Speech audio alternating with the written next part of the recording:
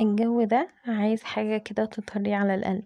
تعالوا نعمل رز بلبن سريع وبوش مكرمش وطعمه خطير. طبعا كل المكونات هكتبها لكم في الديسكريبشن بوكس. يلا بينا نبتدي. انا ما بحبش الرز بلبن يبقى فيه رز كتير، فهنا استخدمت حوالي 100 جرام بس من الرز، واستخدمت عليه حوالي 3 كيلو لبن. فانتوا لو مش حابين الرز يبقى قليل كده فممكن عادي ان نكتر، بس برضو مش قوي، يعني على اقصاها يبقى 200 جرام.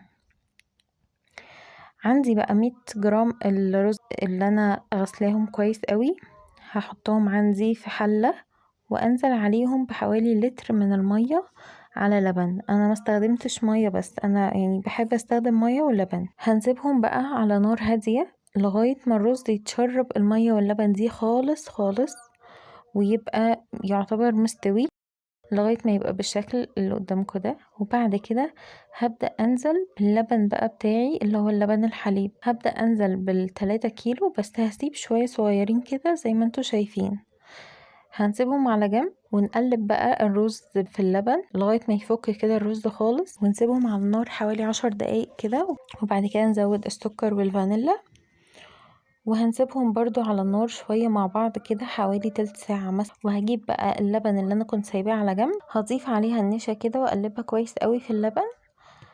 وبعد كده هروح بقى منزلة اللبن بالنشا ده على الرز بلبن بتاعي. شايفين هنزل كده اللبن عندي، اللبن بالنشا على الرز بلبن بالشكل ده. وهفضل برضو اقلب بقى، مش هقلب كتير، يعني انا كل شوية بس اتأكد ان القعر مفيش حاجة لازقة فيه.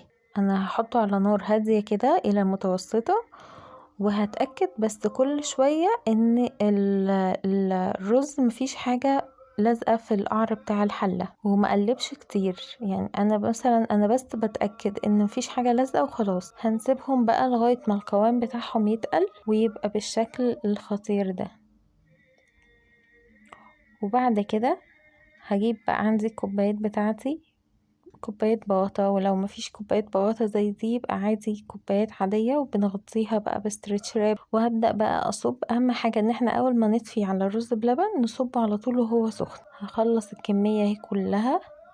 وأهم حاجة قبل ما نغطي الرز بلبن يكون برد تماما. أول ما الكوبايات عندي تبرد خالص كده هروح بقى مغطياها ومدخلاها التلاجة. والوش بيتكون تاني يوم، يعني تاني يوم بقى اول ما هنفتح عليه هنلاقي الوش بقى المكرمش الخطير ده. شايفين بقى ده كان تاني يوم. شايفين الوش مكرمش خالص ازاي، والطعم بجد خطير وكريمي جدا مع المكسرات بقى. وبألف هنا، جربوه وقولولي رأيكم، واشوفكم على خير الفيديو الجاي.